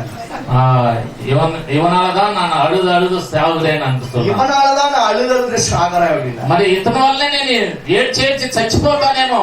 அவன் யாருன்னா அந்த அம்மாவுடைய கணவர். మరి అతను ఎవరు అంటే ఆ తల్లి గారి యొక్క భర్త. அவரும் பக்கத்துல நிக்கிற, ఆ భర్త కూడా ప్రక్కనే ఉన్నాడు. இப்படி ஏதோ ஒரு காரியம் உங்களை அழ வைத்துக் கொண்டே இருக்கலாம். ఇట్లా ఏదో ఒక కార్యం మిమ్మల్ని ఏడ్పిస్తూ ఉన్నది. நல்லா கவனிங்க, బాగా గమనించండి. நீங்க எதற்காக அழுவுறீங்களோ, మీరు దేని కోసం ఏడుస్తున్నారో அத உயிரோடு கூட எழுந்த ஏசப்பா கையில கொடுத்துருங்க. అది తిరిగి లేచినటువంటి పునరుద్ధానుడైనటువంటి యేసుక్రీస్తు చేతిలో మీరు అప్పగించండి. அதுக்கப்புறம் நீ அழுதனா நீ ஆண்டவர் அவமானப்படுத்துறன்னு அர்த்தம். ఆ తర్వాత మీరు ఏడుస్తూ ఉన్నారంటే దేవుణ్ణి మీరు అవమానం చేస్తున్నారని అర్థం. அவிசுவாசத்துல இருக்கிறன்னு அர்த்தம். అవిశ్వాసంలో ఉన్నావని అర్థం. அதனாலதான் பாருங்க, ஆண்டவர் கேட்கிற நீ ஏமா அழுகிற அப்படின்ட்டு. అయితే అందుకే యేసయ్య అడుగుతున్నాడు అక్కడ, నువ్వు ఎందుకు ఏడుస్తున్నావు? அப்ப கூட அந்த அம்மா அது இயேசு என்று சொல்லி அறியல, தோட்டக்காரன் என்று சொல்லி அறிகிறா. అయితే అప్పుడు కూడా అమ్మగారు ఏమనుకున్నారంటే యేసు అని గ్రహించక తోటమాలి అని అనుకున్నది. எதையெல்லாம் அழ வைக்குதோ, మరి నిన్ను ఏదైతే ఏడిపిస్తూ ఉన్నదో அது அப்படியே கர்த்தர் கையில கொடுத்துருங்க. వాటన్నిటిని కూడా దేవుని చేతిలో అప్పగించండి. உயிர்த்தெழுந்த இயேசு அது நிச்சயமாய் காரியத்தை மாறுதலாய் முடிய பண்ணுவார். పునరుద్ధానుడైనటువంటి యేసుక్రీస్తు ఆ యొక్క కార్యాన్ని మార్చుతాడు. நான் மீண்டும் தீர்க்கதரிசனமாய் சொல்லுகிறேன், உயிரோடு கூட எழுந்த இயேசுவின் கரத்தில் அதை அப்படியே கொடுக்கும்போது கர்த்தர் சொல்லுகிறார், நான் காரியத்தை மாறுதலாய் முடிய பண்ணுவேன். నేను ప్రవచన రీతిగా ఈ రీతిగా చెప్తూ ఉన్నాడు. మరి జీవముతో లేచినటువంటి ఆ యేసయ్య దగ్గర అప్పగించినప్పుడు ఆ కార్యాన్ని ఆయన మార్చి వేస్తాడు. கரத்துல கொடுத்துருங்க, ఆయన యొక్క చేతిలో ఇచ్చివేయండి. இனி ஆளாத. ఇక మీద నువ్వు ఏడవద్దు. பக்கத்து கால பார்த்து சொல்லு, இனி ஆளாத. ఇక మీద ఏడవద్దు. இனி ஆளாத. ఇక మీద ఏడవద్దు. இனி ஆளாத. ఇక మీద ఏడవద్దు. எப்ப பார்த்தாலும் அழுமூஞ்சியை வச்சுட்டு இருக்க கூடாது. ఎప్పుడు చూసినా ఏడుపు ముఖం పెట్టుకొని ఉండకూడదు. நம்முடைய ஆண்டவர் మా దేవుడు மரணத்துக்கு போகிறதுக்கு முன்னாடி கூட, మరణానికి వెళ్ళక ముందు కూడా, போகிறதுக்கு முன்பாக கூட, వెళ్ళక ముందు కూడా அவர் ஒரு காது இல்லாதவனுக்கு வெட்டப்பட்ட காலை ஒட்டிட்டு அற்புதம் பண்ணிட்டு தான் ஏறார். మరి ఒక చెవు నరకబడినప్పుడు ఆ చెవుని మళ్ళా అంటించి అద్భుత కార్యాన్ని చేసి ఉన్నాడు. பாருங்க, சிலுவையில் அடிக்கப்படுறாரு, ఆ యొక్క సిలువలో కొట్టబడుతున్నాడు. எவ்வளோ மணி நேரம் ரெண்டு காலையும் ரெண்டு கையையும் விரித்து கொண்டிருக்கிறார். ఎన్నో గంటల సేపు ఆ యొక్క రెండు చేతులు కూడా చాపుకొని ఉన్నాడు. ரத்தமெல்லாம் சிந்தப்படுகிறது, ఆ రక్తమంతా చిందించబడుతున్నది. அப்ப கூட ஒருத்தர் பக்கத்துல இருக்கிறவன பரதேசி கூட்டி போயிட்டார். అయితే అక్కడ కూడా ఒక ప్రక్కన ఉన్నటువంటి దొంగని ఆ యొక్క పరదేశంలో ఉంటామని చెప్తున్నాడు. பேர்பட்ட தகப்பனுடைய பிள்ளைகள் நீங்களும் நானும். అలాంటి తండ్రికి పిల్లలైనటువంటి వారు మీరు నేను. சும்மா அழுமூஞ்சி வச்சிருக்காரு, మరి ఏదో అన్నట్టుగా ఏడుపు ముఖం పెట్టుకోవద్దు. அவர் உயிரோடு கூட எழுந்திருக்கார். ఆయన జీవముతో లేచి ఉన్నాడు. சொன்னபடியே உயிர் தெளிந்திருக்கிறார். ఆయన చెప్పినట్టుగానే ఆయన పునరుద్ధారుడయ్యాడు. நீங்க இயேசுவை விசுவாசித்தா போதும், మీరు యేసుని విశ్వసిస్తేనే చాలు. నిశ్చయముగా உங்க அழுக మీ యొక్క ఏడ్పు ஆண்டவர் மாற்றி போடுவார். దేవుడు మార్చి వేస్తాడు. ஒரு கர்நாடகால ஒரு கிராமம் இருக்கு. కర్ణాటకలో ఒక గ్రామం ఉన్నది. கிராமத்துல ஊழியத்துக்காக போனோம். ఆ గ్రామంలో పరిచర్య నిమిత్తం వెళ్ళాం. ஒரு அம்மாவுக்கு அவங்க சொந்த புருஷனே செய்வினை பண்ணியிருக்கிறார். ఒక సహోదరి తల్లి గారికి తన సొంత భర్తే మరి శాతబడి చేసి ఉన్నాడు. எப்பேற்பட்ட செய்வினை தெரியுமா? ఎలాంటి శాతబడో తెలుసా? அந்த అమ్మ அழுது கொண்டே இருக்கணுமா. ఆ తల్లి గారు ఎప్పుడు ఏడుస్తూనే ఉండాలట. அந்த అమ్మ வியாதியில படுக்கையில పడుతుండమా. ఆవిడ ఎప్పుడు వ్యాధిలో పడుకునే ఉండాలట. இதுக்காக யார் பண்ணதுன்னா, దీని కొరకు ఎవరు చేసిందంటే அந்த அம்மாவுடைய புருஷன் பண்ணியிருக்கிறார். ఆ తల్లి గారి యొక్క భర్తే. அந்த அம்மாக்குள்ள இருந்து வெளியே வந்து அந்த அசுத்த ஆவி பேரையும் சொல்லுது, எந்த மந்திரவாதி இடத்துல போய் மாந்திரிகம் பண்ணுதுன்னு சொல்லுதும் சொல்லுது. అయితే ఆ తల్లి గారి యొక్క మరి శరీరంలో నుండి ఆ యొక్క అపవిత్రాత్మ వచ్చి ఎవరు చేశారు, ఏ మాంత్రికుడి దగ్గరకు కూడా వెళ్ళి ఆ యొక్క కార్యాన్ని చేసినారని చెప్తుంది. அழணும்னா ஒரு காரியத்துக்காக அழுது போங்க. మరి ఏడవాలి అని అంటే ఒక కార్యం బట్టి ఏడవండి. ஆத்துமாக்களுக்காக அழுங்க. ఆత్మల కోసం మీరు ఏడవండి. ஆத்துமாக்களுக்கு மட்டும் அழுங்க. ఆత్మల కోసం మాత్రమే ఏడవండి. அதை தவிர அழுகையே இருக்கக்கூடாது. దానికి మించి ఇదేని కొరకు మీరు ఏడవకూడదు. வெளியே இருக்கிற பிரதர்ஸ் அண்ட் சிஸ்டர்ஸ் சொல்லுங்க, பக்கத்துல காலை பார்த்து சொல்லுங்க, அழாதேன்னு சொல்லுங்க. మరి బయట ఉన్నటువంటి సహోదరులు చెప్పండి, మీ ప్రక్కన ఉన్నటువంటి వారితో ఏడవద్దని చెప్పండి. ఏడవద్దు. அவர் உயிரோடு எழுந்திருக்கிறார். ఆయన జీవముతో లేచి ఉన్నాడు. துக்க முகமே இல்லை. இயேசு உயிரோடு எழுந்திருக்கிறார். దుఃఖ ముఖమే లేదు, ఎందుకంటే ఆయన జీవముతో కూడా లేచి ఉన్నాడు గనక. హల్లెలూయా, హల్లెలూయా. యోహాను 20:25. మరి యోహాను సువార్త 20:25వ వచనం. யோவான் 20:25வது வசனம். மற்ற சீஷர்கள் ஆ. கர்த்தரை கண்டோம் என்று ஆ. அவருடனே சொன்னார்கள். ஆ. அதற்கு அவர் ம். அவருடைய கைகளில் ஆணிகளினால் உண்டான காயத்தில் நான் கண்டு அந்த காயத்திலே என் விரலை விட்டு என் கையை அவருடைய விழாவிலே போட்டால் ஒழிய விசுவாசிக்க மாட்டேன் என்றான். தோமா என்கிற மனுஷன் இப்படியாய் சொல்லுகிறார். తోమా అనేటువంటి మనుషుడు ఈ రీతిగా చెప్తున్నాడు. அவரை எல்லா சீஷரும் சொன்னாங்க, ஏன் நாங்க உயிரோடு எழுந்த இயேசுவை கண்டோம் என்று சொல்றாங்க. இவன் சொல்றான், நான் நம்ப மாட்டேன், அவருடைய கைகளில విలాముల నాకు వెరల విట్టావా నమ్మువేన్ என்று சொல்லுகிறார். అయితే మరి అతను చెప్తున్నాడు, నేను ఆయన చేతులలో మేకుల గుర్తును చూచి నా వ్రేలు ఆ మేకుల గుర్తులో పెట్టి నా చెయ్యి ఆయన ప్రక్కలో ఉంచితేనే నేను నమ్ముతానని చెప్తున్నాడు. அவனையும் இயேசு சந்தித்தார். అయితే అతనిని కూడా యేసు సంధించాడు. தோமாவை கூட இயேசு சந்தித்து, మరి తోమాను కూడా యేసు సంధించి, தோமாவே என் விலாவில் உன்னுடைய விரலை வை, என்னுடைய கைகளில ஆணிகள் கடாவப்பட்ட கைகளில என்று சொன்னார். మరి ఆ యొక్క తోమాతో కూడా ఈ రీతిగా చెప్తున్నాడు, ఇదిగో నా చేతుల్లో మేకులు గుర్తులు ఉన్నాయి కాబట్టి నీ వ్రేలు నా మేకుల గుర్తుల్లో పెట్టు అని అడుగుతున్నాడు. యేసు சொன்னாரு. అయితే యేసు చెప్తున్నాడు, கண்டு என்னை விசுவாசிக்கிறேன், అయితే చూసి నువ్వు నమ్ముతున్నావు, காணாமல் விசுவாசிக்கிறேன் பாக்கியவான். మరి చూడక నమ్మువారు ధన్యులు అని చెప్తున్నాడు. ఆమేన్ சொல்லுங்களே. అయితే చేతులకి హల్లెలూయా చెప్పండి, ఆమేన్ చెప్పండి. హల్లెలూయా, హల్లెలూయా, ఆమేన్, ఆమేన్. కాణాமல் విశ్వాసిக்கிறவன், మరి మరి చూడకనే నమ్మేవారు பாக்கியவான், భాగ్యవంతులు, ధన్యులు, பாக்கியவான், మరి ధన్యులు. பாருங்க, நம்ம எல்லாரும் இயேசுவை நீங்க எல்லாம் கண்டிருப்போம், யாராவது ஒரு சிலர் நீங்க கண்டிருக்கலாம். ஆனா காணாமல் அவர் விசுவாசிக்கிறோம் பாருங்க, அவன் கண்டவனை பார்க்கிறோம் பாக்கியவான். అయితే ఒకవేళ మీరు కూడా కొన్నిసార్లు దర్శనంలో చూసి ఉండొచ్చు, యేసుక్రీస్తుని చూసి ఉండొచ్చు, కానీ చూడకుండా నమ్మినటువంటి వారే భాగ్యవంతులు, ధన్యులు.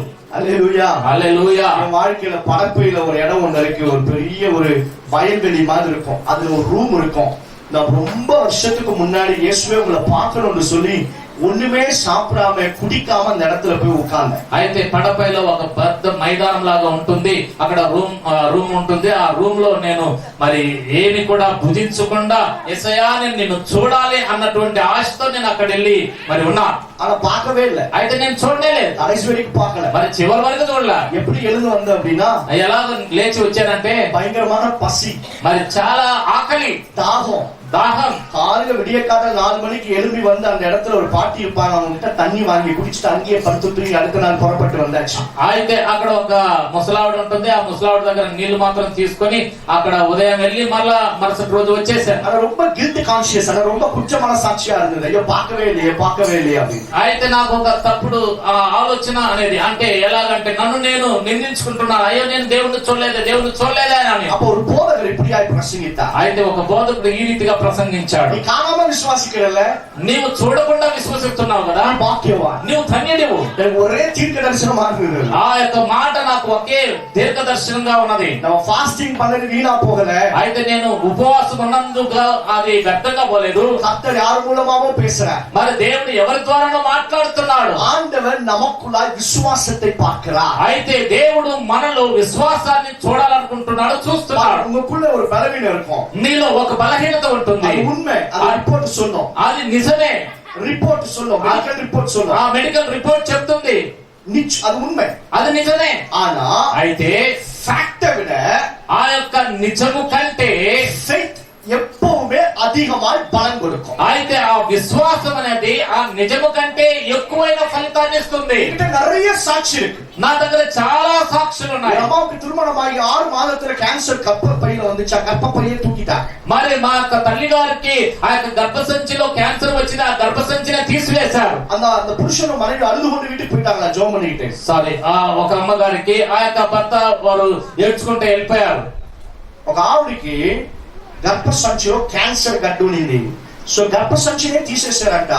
ఆ హాస్పిటల్లో ఆమె ఆ భర్త ఇద్దరు కలిసి ప్రార్థన చేసుకుని ఇంటికి వెళ్ళిపోయారంట. அதன் பிறகு எத்தனையோ மாதங்களுக்கு பிறகு அந்த அம்மாவுடைய வயிற்றுல சில மாற்றங்கள் ஏற்பட்டன. అయితే ఎన్నో నెలల తర్వాత ఆమె యొక్క కడుపులో గర్భంలో ఒక మార్పు కలిగిందట. எந்த டாக்டர் யூட்ரஸ் எடுத்தாங்களோ அந்த டாக்டர் போய் சந்திக்கிறாங்க. ఏ డాక్టర్ యూట్రస్ తీసివేశారో అదే డాక్టర్ ని వెళ్ళి చూస్తున్నారు. அந்த டாக்டர் சொன்னாங்களா போய் ஸ்கேன் எடுத்துட்டு வாங்க. మీరు వెళ్ళి స్కాన్ తీసుకొని రండి అని చెప్తున్నారు. ஸ்கேன் கொண்டு வராங்களா? మరి ఆ స్కాన్ తీసుకొని వస్తున్నారట. கர்ப்பப்பையை எடுத்த அதே லேடி டாக்டர் எழும்பி நின்னு தண்ணி குடிக்கிறாங்க, அவங்களுக்கு வேர்க்கிறாங்க, என்னென்னவோ நடக்குது அந்த அம்மாவுக்கு. அப்ப அந்த வீட்டுக்காரர் கேட்டாரா, அம்மா டாக்டர் அம்மா எதுவா இருந்தாலும் சொல்லிடுங்கம்மா அப்படின்னாங்க. అయితే ఆ డాక్టర్ గారు ఆ రిపోర్ట్ చూసిన తర్వాత నీళ్లు తాగుతుందంట, చెమట్లు పడుతుందంట. ఆ లేడీ డాక్టర్ కి ఏం అర్థం కానటువంటి పరిస్థితులు వీళ్ళు అడుగుతున్నారట. ఏదైనా కూడా చెప్పండి అమ్మా అని చెప్పేసి వీళ్ళు అడుగుతున్నారట. அப்ப அந்த டாக்டர் சொன்னாங்களா, అప్పుడు ఆ డాక్టర్ చెప్పిందంట, ஐயா అయ్యా உங்க மனைவிக்கு நான் தான் கர்ப்பப்பையை எடுத்தேன், మీ భార్యకు నేనే ఆ గర్భసంచిని తీసివేశాను, ஆனா கர்ப்பப்பையே இல்லாம உள்ள ஒரு குழந்தை இருக்கியான்றாங்க. అయితే గర్భసంచే లేకుండా ఒక బిడ్డ ఆ గర్భంలో ఉందే అని అంటుంది. யாராலையும் விளங்கிக் கொள்ள முடியும். ఎవరి వలన దాన్ని అర్థం చేసుకోవడానికి వీలు పడలే. ஒரு பிள்ளை இல்ல, ரெண்டு பொம்பளை பிள்ளைங்க. మరి ఒక్క బిడ్డ కాదు కానీ ఇద్దరు అమడ పిల్లలు. அந்த புருஷனும் மனைவி வந்து என்கிட்ட காண்பித்து சாட்சி சொன்னாங்க. అయితే ఆ యొక్క భార్య భర్త ఇద్దరు కూడా వచ్చి ఆ రీతిగా కానుక సమర్పించి కదా సాక్ష్యం చెప్పారు. హల్లెలూయా హల్లెలూయా. கையை நல்ல மேல விட்டாமே சொல்லுங்க. విశ్వాసితా నీవు విశ్వసించినట్లయితే దేవుని వల్లమే కాண்பாய், దేవుని యొక్క మహిమను చూస్తావు. హల్లెలూయా హల్లెలూయా. విశ్వాసితా నీవు విశ్వసించినట్లయితే దేవుని మహిమే కాண்பாய், దేవుని యొక్క మహిమను చూస్తావు. నిశ్చయం వల్లమైనவர் మహిమయానవే செய்வார். అయితే మహిమ కలిగినటువంటి దేవుడు మహిమ కార్యాలు చేస్తాడు. హల్లెలూయా హల్లెలూయా. హల్లెలూయా హల్లెలూయా. హల్లెలూయా. హల్లెలూయా. நாங்க எல்லாரும் கடந்த நாட்கள் சீமகுருத்திக்கு ஊழியத்துக்காக போயிருந்தோம். మేమందరం కూడా చేమకుర్తి సేవకు వెళ్ళాము. ஒரு அம்மாவுக்கு 16 வருஷம் மயக்கமா வந்து டப்பு டப்பு கீழே விழுந்துருவா. అయితే 16 సంవత్సరాలుగా ఆమెకు ఒక మైకం లాంటిది వచ్చి ఆవిడ పడిపోతూ ఉంటుంది. ரீசெண்டா போயிருந்தோம். మరి ఈ మధ్య కాలంలో వెళ్ళాము. அப்ப அந்த அம்மா வந்து சொன்னாங்க, అప్పుడు అమ్మగారు వచ్చి చెప్పారు, அதே ஜெப நேரத்துல இயேசு சொன்னார் உங்க மூலமாக, இதோ யாரோ இந்த இடத்துல மயக்கம் வந்து அடிக்கடிக்கு விழுந்து கொண்டிருக்கிறாங்க, கர்த்தர் அவர்களை குணமாக்குகிறார் என்று சொன்னாங்க. அந்த மனுஷி நான் தான். எனக்கு 16 வருஷமா மயக்கமா வந்து பல நேரத்துல நான் கீழே விழுந்திருக்கிறேன், ஆனா இப்போ நான் பரிபூர்ணமா சுகம் அடைஞ்சிருக்கிறேன், மயக்கமே இல்ல பிரதர் அப்படின்னு சொல்றாங்க. అయితే ఆ స్త్రీ ఆ తల్లి గారు చెప్పారు, ఇదిగో మీరు ప్రార్థనలో ఉన్నప్పుడు ఈ రీతిగా చెప్పి ఉన్నారు, ఎవరు మరి మైకంగా మరి అనేక దినాలుగా బాధపడుతున్నటువంటి వారికి దేవుడు స్వస్థత ఇస్తాడని చెప్పినాడు. అప్పటి నుండి నాకు అలాంటి పరిస్థితి లేకుండా నేను ఆరోగ్యంగా ఉన్నానని చెప్పి நீங்க இயேசு மேல உயிரோடு கூட எழுந்த இயேசு மேல உன்னுடைய அவிசுவாசத்தை நீக்கி நீ நம்பிக்கை வைக்கும் பொழுது நிச்சயமாக ఇయర్కి అపార్పట్ట పెరియ కార్యములు కన్నులు కాణం. మరి తిరిగి లేచినటువంటి యేసు క్రీస్తు మీద నీకున్నటువంటి ఆ యొక్క అవిశ్వాసాన్ని తొలగించుకొని ఆయన మీద నువ్వు నమ్మకం కలిగినప్పుడు ఆ యొక్క ప్రకృతికి విరోధంగా దేవుడు కార్యాలు చేస్తాడు. ప్రకృతికి పైన దేవుడు కార్యం చేస్తాడు. ఆ ప్రకృతి కంటే ఎక్కువగా దేవుడు కార్యాలు చేస్తాడు. హల్లెలూయా. హల్లెలూయా. కరத்தை தட்டி இயேசுவே நாங்கள் உம்மை நம்புகிறோம், விசுவாசிக்கிறோம், நீ செய்கிற காரியங்களுக்காக ஸ்தோத்திரம். మరి మీరు చేసే కార్యము నిమిత్తమై నీకు స్తోత్రాలు. இந்த ராத்திரி நேரத்துல ఈ రాత్రి కాలంలో நீங்க எந்த பலவீனத்தோடு வந்திருந்தாலும் சரி, మీరు ఏ బలహీనతతో వచ్చినప్పటికీ పర్వాలేదు, எந்த தேவையோடு வந்திருந்தாலும், ఏ అవసరతతో కూడా వచ్చినా పర్వాలేదు, இந்த உயிரோடு கூட எழுந்த இயேசுவை மட்டும் நம்புங்க. ఈ జీవముతో లేచినటువంటి యేసు క్రీస్తును మాత్రం మీరు నమ్మండి. நான் சொல்றேன் இயேசு நாமத்தினால, నేను చెప్తాను యేసు నామములో விசுவாசத்தோடு அறிக்கை எடுக்கிறேன், విశ్వాసముతో కూడా నేను ఒప్పుకుంటాను. போகும் பொழுது வந்த வண்ணமாக இருக்க மாட்டீங்க.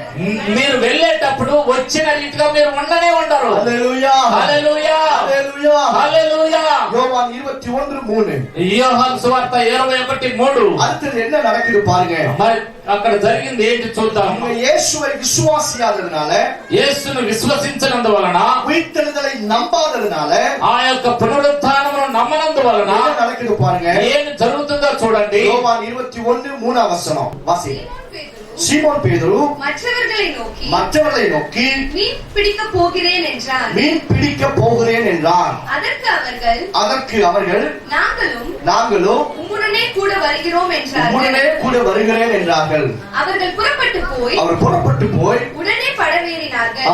அந்த ராத்திரியிலே அவர்கள் ஒன்றும் பிடிக்கவில்லை. சீமோன் பேதுருவோடு மற்றவர்களும் மீன் பிடிக்க போனார்களாம். అయితే సీమోను పేతురుతో కూడా ఇతరులు కూడా ఆ యొక్క చేపలు పట్టడానికి వెళ్ళారట. లూకా 5వ అధ్యాయத்துல பேதுரு இயேசுவுக்கு கீழ்ப்படிந்து மனுஷனை பிடிப்பதற்காக வலையை விட்டார், இயேசுவை பின்தொடர்ந்தார். అయితే లూకా 5వ అధ్యాయంలో మనం చూసినట్లయితే యేసు క్రీస్తు యొక్క పిలుపును అందుకొని మనుషులను పట్టే జాలరుగా చేస్తానన్నప్పుడు ఆ యొక్క వలను వదిలి యేసు క్రీస్తుని వెంబడించాడు. ஆனா இயேசு மரித்த பிறகு அவர் உயிர்த்தெழுதலையும் நம்பாம இவன் திரும்பியும் பின்மாற்றத்துக்குள்ளாக போய் இவன் மட்டுமல்ல இவனோடு மற்ற சீஷர்களையும் மீன் பிடிக்க இழுத்து கொண்டு போனார். అయితే యేసు క్రీస్తు మరణించిన తర్వాత తను చేసినటువంటి పని ఏంటంటే మరలా తనతో కూడా కొంతమంది శిష్యుల్ని తీసుకుని మరలా ఆ యొక్క వెనుకబడినటువంటి స్థితి అనగా ఆ యొక్క చేపలు పట్టడానికి వెళ్ళాడు. కారణం ఏంటంటే ఇతను పునరుత్థానమై లేచిన యేసుని విశ్వాసించలేక அவன் திரும்பியும் பின்மாற்றத்துக்குள்ளாக போய்விட்டான். అయితే ఆ యొక్క పునరుద్ధానాన్ని నమ్మలేదు కనుక ఆ యొక్క వెనుక వెళ్ళిపోయాడు. அவன் இயேசுவை உயிர்த்தெழுந்த இயேசுவை நம்ப முடியல அவனால. అయితే ఆ యొక్క పునరుద్ధానమును నమ్మలేకపోయాడు. பின்மாற்றத்துக்குள்ளாக போனான். అతను వెనుకబడిపోయాడు. இந்த வசனத்தை கேட்கிற அருமையான தேவ பிள்ளைகளே, నాకు ప్రియమైనటువంటి ఈ యొక్క వాక్యాన్ని వింటున్నటువంటి ప్రియమైనటువంటి రాత్రి நேரத்துல நீங்க யாராவது பின்மாற்றத்துக்குள்ளாக இருப்பீர்களா? మరి మీరు ఎవరైనా ఆ రీతిగా వెనుకబడి ఉన్నట్లయితే நான் உங்களுக்கு சொல்லுகிறேன், காலங்கள் கடந்து போய்விடும், வயதும் வரம்பும் எல்லாமே மீறி போய்விடும். ஆனா ஒரு நாள் ஒன்று வரும், ஐயோ இயேசுவை நான் நம்பியும் பின்மாற்றம் அடைந்தனே, இவ்வளவு காரியத்துக்கும் நஷ்டத்துக்கும் என் பின்மாற்றம் தான் காரணம் என்று சொல்லி நீங்க அங்கலாய்க்கிற நாட்கள் வருகிறதற்கு முன்பாகவே மனந்திருங்க. అయితే ప్రియమైనటువంటి వాళ్ళరా, మీ యొక్క వయసు మెదపడుతూ ఉండగా మరి మీ యొక్క కార్యాలు జరగకపోవటం వల్ల అయ్యో వీటన్నిటికీ గల కారణము నేను వెనుకబడిపోవటం వల్లే కదా అని ఆలోచించక ముందుగానే యేసు క్రీస్తుని మరి విశ్వసించడానికి మీరు మారు మనసు పొందండి. மனந்திரும்பு, பரலோக ராஜ்யம் சமீபித்திருக்கிறதா? మారు మనసు పొందండి, పరలోక రాజ్యం సమీపించి ఉన్నది. మనం మారు మనసు పొందు. எந்த ரகசிய பாவங்களானாலும் கர்த்தர் அருவருக்கிற காரியங்களானாலும் விட்டு பின்மாற்றத்திற்குள்ளாக நிலைத்திருந்தது போதும். இயேசு அன்னையிலே உயிர்த்தெழுந்த இயேசு உனக்காக காத்துக் கொண்டிருக்கிறார். அவர் மீண்டும் உன்னை தூக்கி உன்னை எடுத்து பயன்படுத்த போகிறார். మరి ఎలాంటి రహస్యమైనటువంటి పాపములు ఉన్నప్పటికీ కూడా, ఎలాంటి వెనుకబడి తనం ఉన్నప్పటికీ కూడా నీవు ప్రభు అయినటువంటి యేసు క్రీస్తును అనగా మరి ఆయన పునరుద్ధానుడైనటువంటి యేసు క్రీస్తు దగ్గరకు రా, ఆయన మరలా నిన్ను జీవింపజేస్తాడు. பேதுருவே கர்த்தர் உன்னை மீண்டும் பயன்படுத்துவார். అయితే పేతురులాగా నిన్ను కూడా ఆయన మరలా ఉపయోగించుకుంటాడు. பின்மாற்றத்திற்குள்ளாக இருக்கிற பேதுருவே கர்த்தர் உன்னை கொண்டு 3000 பேர் ரட்சிக்கப்படும்படியாக பயன்படுத்த போகிறார். అయితే పేతురులాగానే ఆ పేతురు ద్వారా ఎలాగైతే 3000 మందిని రక్షించుకున్నాడో అలాగే నిన్ను చేస్తాడు ఆయన. பேதுருவே உன்னுடைய கல்லின் மேல கர்த்தர் தம்முடைய தேவாலயத்தை சபையை கட்ட போகிறார். பாதாளத்தின் வாசல்களை மேற்கொள்ளாமா? అయితే పేతురు లాంటి వానిగా ఉన్నటువంటి నీ మీద ఆయన యొక్క సంఘాన్ని కడతాడు, దానికి విరోధంగా పాతాళపు వాక్యంలో ఉండలేవని చెప్తున్నాడు. பின்மாற்றத்துக்குள்ளாக இருக்கிற பேதுருவே எழும்பி வா. మరి ఆ యొక్క వెనుకబడినటువంటి తరములో ఉన్నటువంటి పేతురును మరలా లేచు. மனந்திரும்பு, பரலோக ராஜ்யம் சமீபித்திருக்கிறதா? మారు మనసు పొందు, పరలోక రాజ్యం సమీపించినది. இதெல்லாம் கர்த்தருக்கு பிரியமில்லையோ? ఏదంతా కూడా దేవునికి ఇష్టం లేకుండా ఉన్నదో அது விடுகிறதற்கு உயிர்த்தெழுந்த தெய்வம் உனக்கு உதவி செய்வார். వాటన్నిటి కూడా విడిచిపెట్టడానికి మరి జీవముతో కూడా లేచినటువంటి యేసుక్రీస్తు నీకు సహాయం చేస్తాడు. பாவத்தை ஒரு சைடு ஹோல்ட் பண்ணிக்கொண்டு மறு சைடு இயேசுவை பிடித்துக் கொள்ள முடியாது.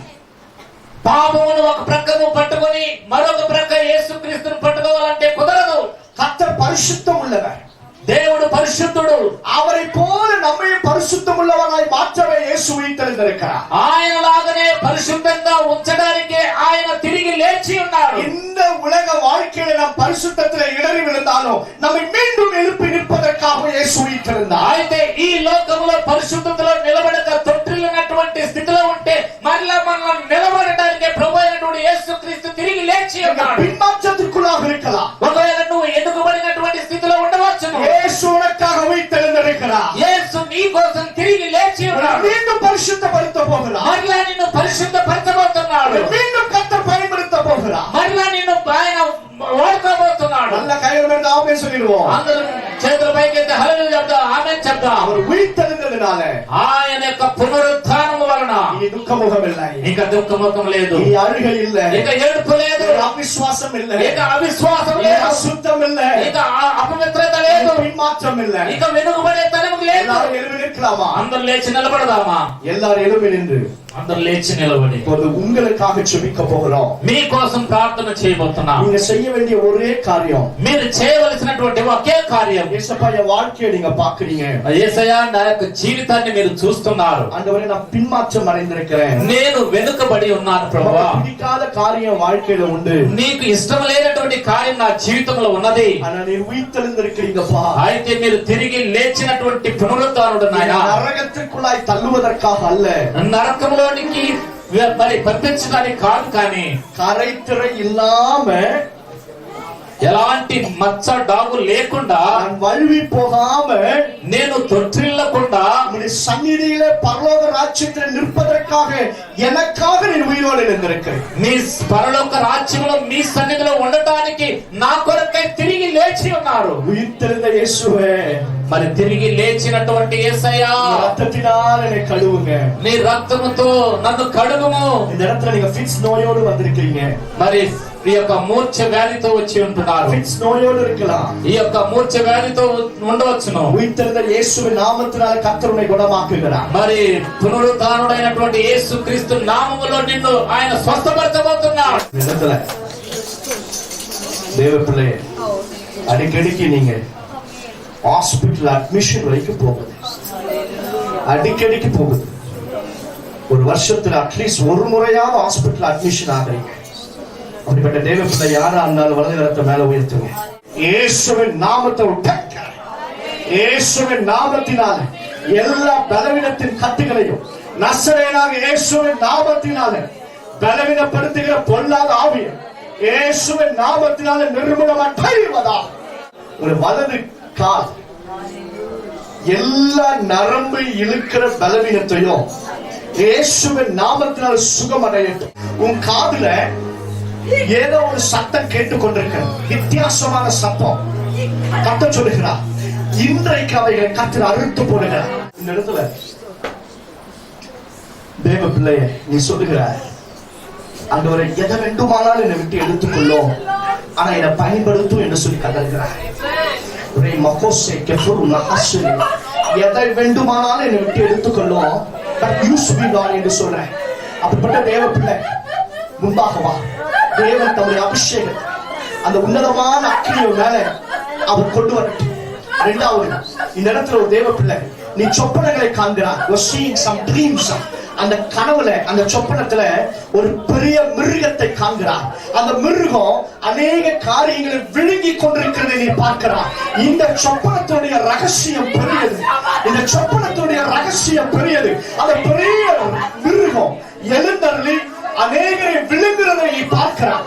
என் இடது கை பக்கமாக வாங்கு, எதை வேண்டுமான என்னை விட்டு எடுத்துக்கொள்ளும், பட் யூஸ் மீ லார்ட், என்னை பயன்படுத்தும் என்று சொல்லுகிறார். இரண்டாவது, ஒரு மிருகம் உன் சொப்பனத்துல எழும்பி வந்து அநேகரை விழுங்குகிறதை நீ பார்க்கிறார். இதை பற்றி ஒருவேளை நீங்களா இருப்பீங்கன்னா அதை குறித்து சொல்லுங்க. இந்த ரெண்டு காரியம் உண்மைதானா? எதை வேண்டுமானாலும் என்னை விட்டு எடுத்துக்கொள்ளும், ஆனால் என்னை பயன்படுத்தும் என்று சொன்னது நீங்கதானா? இந்த விண்ணப்பத்தை செய்தது நீங்க தானா? ஒரு மிருகத்தை ஒரு சொப்பனத்துல பார்த்து அந்த மிருகம் அநேகரை விழுங்குறதை பார்க்கிறீங்க, உண்மையா? என்னால கைகளை மேல உயர்த்துவோம். என் கைகளை வைப்பதற்கு முன்பாகவே இந்த மகளை நீர் பயன்படுத்துவீராக. நசரேயனாக இயேசுவின் நாமத்தினால உன்னதமான தேவனுடைய அக்கினி இந்த மகன் மேல இறங்கி வரட்டும். இயேசுவின் நாமத்தினால இது ரகசியங்களை கர்த்தர் உனக்கு வெளிப்படுத்துகிறார். Receive in Jesus name. Receive in Jesus name. கணவன் பேசின வார்த்தைக்காக நீ தற்கொலைக்கு ஆயத்தமாயிருந்தாய். யாரோடோ உன்னை சம்பந்தப்படுத்தி பேசின வார்த்தைக்காக தற்கொலைக்கே ஆயத்தமாய் இருந்த உன்னை உயிர்த்தெழுந்த இயேசு என்று சந்தித்திருக்கிறார். உன்னை அவரே கொண்டு வந்திருக்கிறபடியினாலே கர்த்தர் சொல்லுகிறார், இனி ஜெயம் உண்டு. சபையார் ஆமென் சொல்லுங்க. ஆமென், ஆமென், ஆமென்.